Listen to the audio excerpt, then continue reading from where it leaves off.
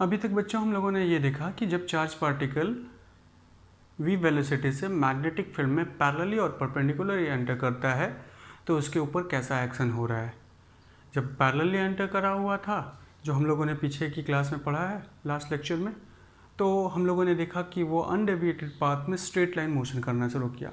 जब perpendicularly enter करा magnetic field में तो हम लोगों ने देखा कि हमारे चार्ज पार्टिकल के ऊपर फोर्स लगा और वो एक सर्कुलर पाथ को ट्रेस कर लिया, जिसके रेडियस को, टाइम पीरियड को, फ्रीक्वेंसी को, इन सारी चीज़ों को हम लोगों ने कैलकुलेट करा।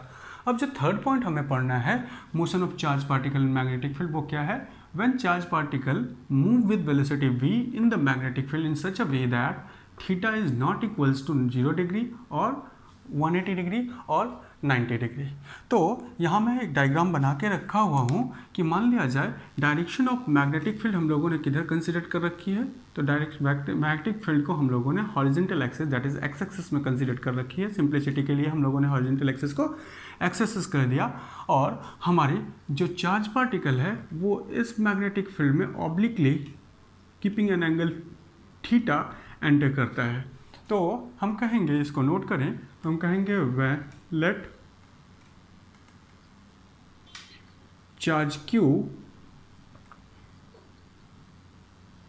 move with velocity v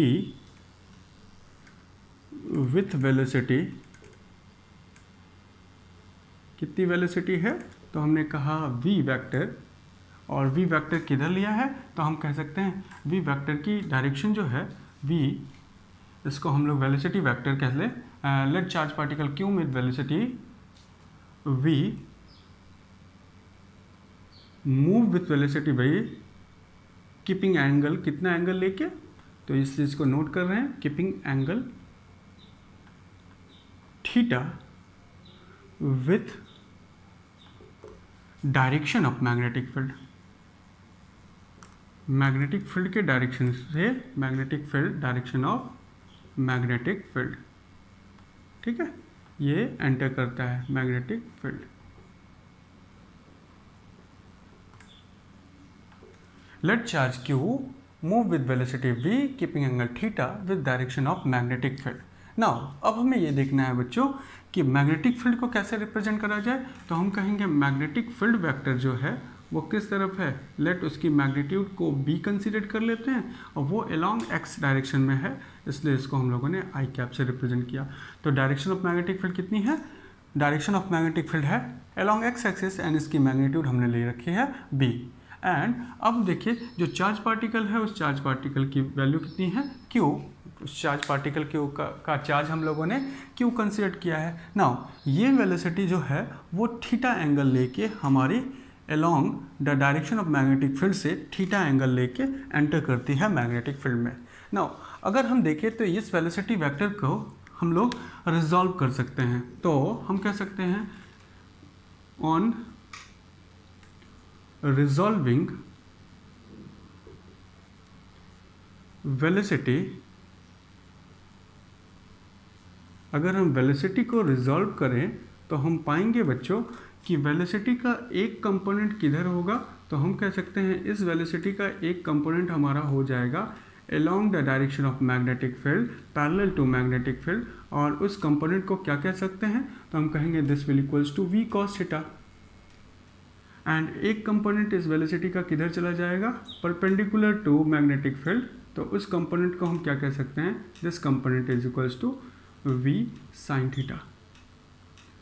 तो इसको कह लें v पैरेलल, v पैरेलल का मतलब मैग्नेटिक फील्ड के पैरेलल वेलोसिटी का कंपोनेंट। इसको कह सकते हैं v परपेंडिकुलर, अपनी सिंप्लिसिटी के लिए मैंने नाम दे दिया, इसका नाम दे दिया v परपेंडिकुलर, मीन्स वेलोसिटी का वो कंपोनेंट जो मैग्नेटिक फील्ड पे परपेंडिकुलर है।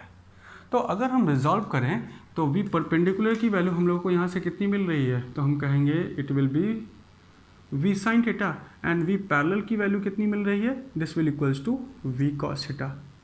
नाउ अब समझने वाली बात है कि ये वेलोसिटी के रिस्पेक्ट में, इस v पैरेलल के रिस्पेक्ट में देखा जाए तो मैग्नेटिक फील्ड और v पैरेलल के बीच का एंगल कितना है? 0 डिग्री। तो हम कह सकते हैं इस कंपोनेंट के कारण मैग्नेटिक फील्ड में कोई फोर्स नहीं लगेगा। वेलोसिटी के चार्ज पार्टिकल के ऊपर मैग्नेटिक फील्ड कि मैग्नेटिक फील्ड में इस कंपोनेंट के कारण फोर्स की वैल्यू कितनी हो जाएगी, 0। तो हम कह सकते हैं value of force will be 0 due to किसके कारण, V पैरेलल के कारण। फोर्स की वैल्यू क्या मिली, 0 मिली।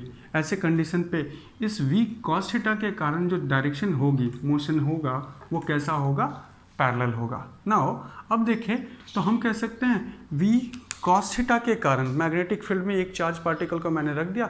मैग्नेटिक फील्ड हमारी उसी डायरेक्शन में है जिस डायरेक्शन में हमारा चार्ज पार्टिकल मोशन कर रहा है। तो इसके ऊपर इस V cos थीटा के कारण ये हम ऐसे रिप्रेजेंट करते हैं कि मान लिया जाए ये हमारी मैग्नेटिक फील्ड है और ये charge particle V cos theta से मोशन कर रहा है, मैग्नेटिक फील्ड भी इधर। तो अभी फोर्स नहीं लगा तो हमारा चार्ज पार्टिकल कैसे मोशन करेगा, स्ट्रेट लाइन मोशन करेगा। तो V cos थीटा कंपोनेंट के कारण मोशन कैसा होगा, फोर्स नहीं लगा है तो motion will be straight line. Therefore हम कह सकते हैं force will be 0 due to V cos theta. Therefore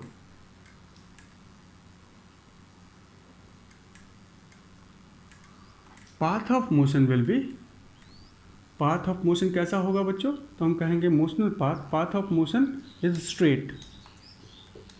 किसके कारण, अगर स्ट्रेट लाइन मोशन कर रहा है तो मोशन करने के पीछे कोई वेलोसिटी होगी, तो हम बोलेंगे ड्यू टू V पैरेलल। और V पैरेलल की वैल्यू कितनी है, V cos थीटा। तो हम कह सकते हैं ड्यू टू V पैरेलल, और V पैरेलल की वैल्यू है V cos थीटा।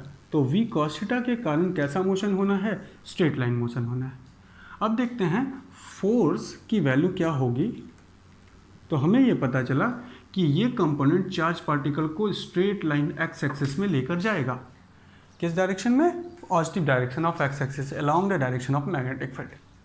अब देखेंगे फोर्स की वैल्यू विल बी इस कंपोनेंट के कारण V परपेंडिकुलर के कारण। तो देखा जाए V परपेंडिकुलर और मैग्नेटिक फील्ड के बीच में एंगल कितना हो गया, तो magnetic field along horizontal axis and V perpendicular along vertical axis. तो दोनों के बीच में कैसा एंगल हो गया, 90 डिग्री। तो हम कह सकते हैं, अभी हम लोगों ने पीछे लास्ट लेक्चर में पढ़ा है कि वेलोसिटी और मैग्नेटिक फील्ड के बीच में अगर एंगल 90 डिग्री होता है तो पाथ कैसा हो जाता है, सर्कुलर। तो हम कह सकते हैं सर्कुलर पाथ में जो फोर्स होगा उसकी वैल्यू कितनी होगी, QVB sin theta. QVB sin theta, और थीटा की वैल्यू कितना लेंगे यहाँ पे, ये थीटा 90 डिग्री हो जा रहा है। तो हम कहेंगे force will B Q, velocity कौन सा है, परपेंडिकुलर कंपोनेंट ऑफ वेलोसिटी है, और मैग्नेटिक फील्ड कैसा है, B, और ये फोर्स कैसा लगा है, किसके कारण लगा है, this will be due to V perpendicular. ठीक है, क्या वैल्यू मिली फोर्स की, force will be this due to V perpendicular. And path कैसा हो जाएगा बच्चों, एंड द पाथ जो हम लोग पीछे पढ़ के आए हैं कि परपेंडिकुलर वेलोसिटी वेक्टर अगर मैग्नेटिक फील्ड पे परपेंडिकुलर है तो पाथ कैसा होता है, पाथ कैसा होता है मोशन का, तो हम कहेंगे path of motion is circular. ठीक है, सर्कुलर मोशन करेगा। अब सर्कुलर मोशन करेगा इस वेलोसिटी के कारण। तो हम कहे कि यहाँ से इस वेलोसिटी ने उस चार्ज पार्टिकल को सर्कुलर मोशन करवाया और इस वेलोसिटी ने उस चार्ज पार्टिकल को स्ट्रेट लाइन मोशन करवाया।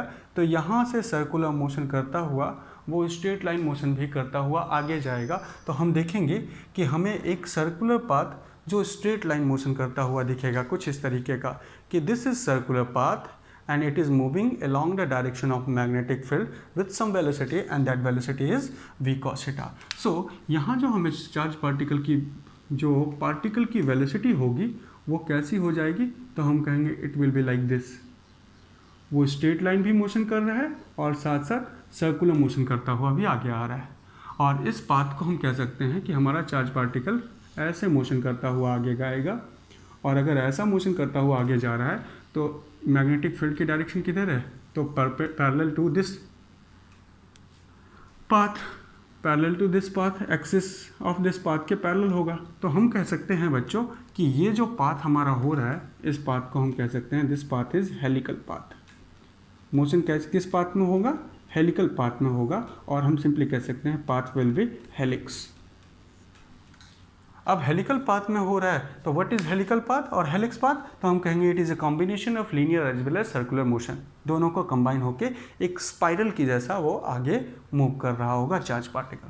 ठीक है, तो यहाँ हम लोगों ने रिजल्ट क्या पाया, रिजल्ट पाया कि पाथ कैसा होना है, the path of motion, path of charge particle is considered to be helical path.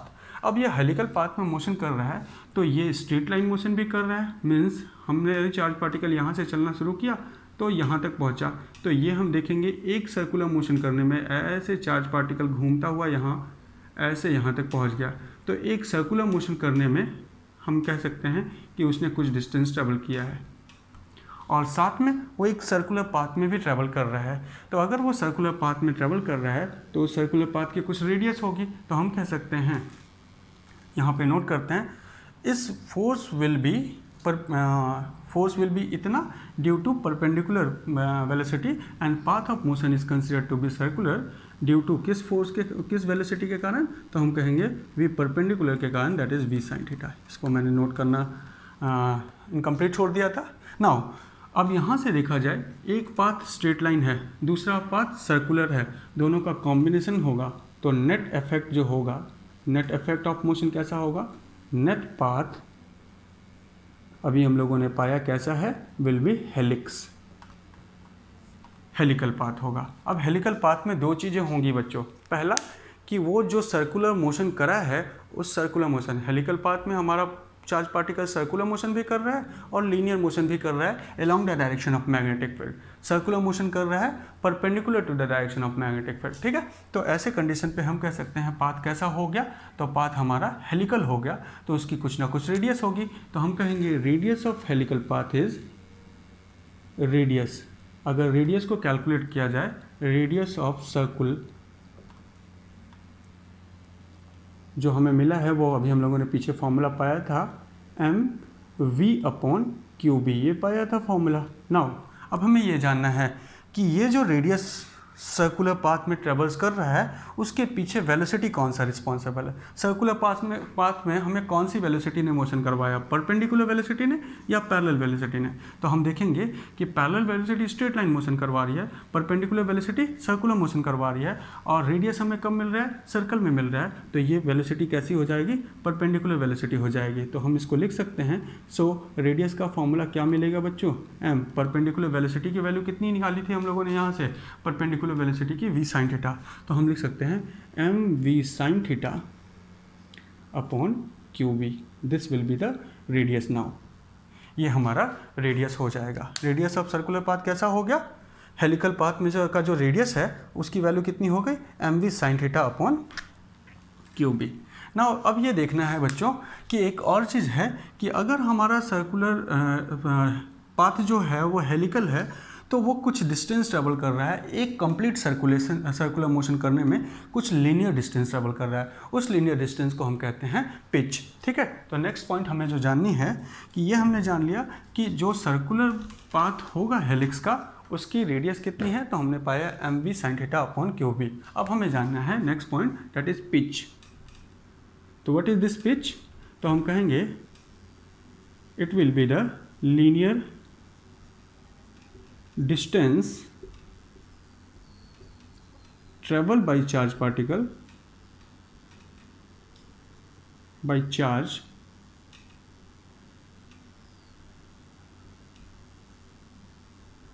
particle, linear distance traveled by charge particle along B, या along B नहीं लिख सकते हैं, नेगेटिव चार्ज पार्टिकल रहेगा तो opposite to the direction of B motion करेगा।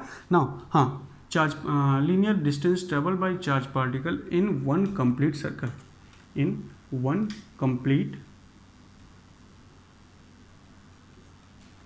Rotation, एक complete rotation करने में वो जितना डिस्टेंस ट्रेवल करेगा उस डिस्टेंस को हम क्या कहते हैं, पिच कहते हैं। और पिच को कैलकुलेट करने के लिए हम फॉर्मूला यूज करेंगे, pitch is equals to, it is a distance, तो speed is equals to distance upon time, तो हम कह सकते हैं pitch distance is equals to speed into time. तो pitch is a distance, it will be equals to speed, speed किधर, speed along linear distance, so हम कह सकते हैं parallel to magnetic field, and time taken, तो time कितना लग रहा है इसको मोशन करने में, यहाँ से लीनियरली एक कंप्लीट सर्कुलर मोशन करने में टाइम क्या लगेगा, तो इसको हम लोगों ने पीछे कैलकुलेट कर रखा था। तो टाइम को अगर कैलकुलेट करें तो टाइम ऑफ सर्कुलर मोशन क्या हो जाएगा बच्चों, तो टाइम ऑफ सर्कुलर मोशन हम लोग अगर कैलकुलेट करें तो हम लोगों ने पाया था, टाइम को कैलकुलेट करने का फॉर्मूला हमें मिला था 2πm/qv, यही हम लोगों ने टाइम पीरियड का फॉर्मूला पाया था 2πm/qv। नाउ इस टाइम पीरियड को अगर हम यहाँ सब्स्टिट्यूट करें तो पिच की वैल्यू आ जाएगी, the pitch will equals to speed, parallel speed कैसी होगी, लीनियर डायरेक्शन में वेलोसिटी कैसी है, उसकी वैल्यू कितनी है v cos थीटा, तो हम यहाँ पे लिखे हैं it will equals to v cos theta, और टाइम पीरियड का फॉर्मूला क्या पाया 2πm/qv। तो हम देखेंगे the value of pitch will equals to 2πm v cos theta upon qv। तो ये हम लोगों ने पिच का फॉर्मूला कैलकुलेट कर लिया। तो देखना हमें ये है कि हमारे जो ऐसे कंडीशन पे अगर टोटल नंबर ऑफ पिच अगर हमें मिल जाए तो हम कह सकते हैं, अभी हम लोगों ने ये देखा कि रेडियस कितना होगा, रेडियस को कैलकुलेट करने के लिए फॉर्मूला मिला mv sin theta upon qv एक सर्कुलर पाथ में। टाइम कितना लगेगा, तो हम लोगों ने देखा 2πm/qv। नाउ एक सर्कुलर मोशन करने में जो लीनियर डिस्टेंस ट्रेवल किया that will equals to pitch, total distance कितना हो जाएगा, total distance travel will equals to pitch into number of rotation. तो हम ऐसे कंडीशन पे ये कह सकते हैं कि अगर हमें टोटल लीनियर डिस्टेंस कैलकुलेट करना है तो total linear distance is equals to number of pitch, और नंबर ऑफ पिच का मतलब इनटू पिच, इसको अगर मल्टीप्लाई कर दे हम कह सकते हैं number of pitch is equals to, एक पिच की वैल्यू कब मिलेगी, एक कंप्लीट रोटेशन में, तो नंबर ऑफ पिच को हम क्या कह सकते हैं, it will equals to number of rotation. तो total distance is equals to number of rotation into value of pitch. ठीक है, तो ये हमें एक टोटल डिस्टेंस कैलकुलेट करने का फॉर्मूला भी मिलेगा। पिच को कैलकुलेट करने का भी फॉर्मूला पाया, number of pitch equals to number of rotation taken by charge particle during its motion. ठीक है, तो ये हम लोगों ने देख लिया कि एक चार्ज पार्टिकल को जब हम ऑब्लिकली मैग्नेटिक फील्ड में भेजेंगे तो उस चार्ज पार्टिकल का पाथ कैसा होगा। तो हम लोगों ने पाया कि पाथ हमारा हेलिकल हो जाएगा, और हेलिकल पाथ होने के कारण उसकी रेडियस हेलिकल पाथ की कैसी होगी, mv sin theta upon r3 mv sin theta upon qv। और टाइम पीरियड कितना होगा, टाइम पीरियड तो वही जो हम लोगों ने परपेंडिकुलर में भी पाया था। ठीक है, और साथ में पिच को कैलकुलेट किया, that is linear distance travel in one complete circular motion will equals to given by 2πmv/qv into cos theta. ये हम लोगों ने फॉर्मूला पाया। तो ये हम लोगों ने मोशन ऑफ चार्ज पार्टिकल को। अब आगे हमें ये देखना है कि अभी हम लोगों ने चार्ज पार्टिकल का मोशन सिर्फ और सिर्फ मैग्नेटिक फील्ड में देखा है। अगर इसी मैग्नेटिक फील्ड में इलेक्ट्रिक फील्ड भी होती तो चार्ज पार्टिकल का मोशन कैसा होगा। तो हम लोग देखेंगे नेक्स्ट क्लास में कि motion of charge particle in combined electric and magnetic field. ठीक है, तो वो हमें पढ़ना है, इसको हम लोग लॉरेंस फोर्स के नाम से भी पढ़ते हैं कि what will be the value of force when a charge particle is moving in a magnetic field as well as electric field. ठीक है, तो इसको हम लोग नेक्स्ट क्लास में जानेंगे। Thank you.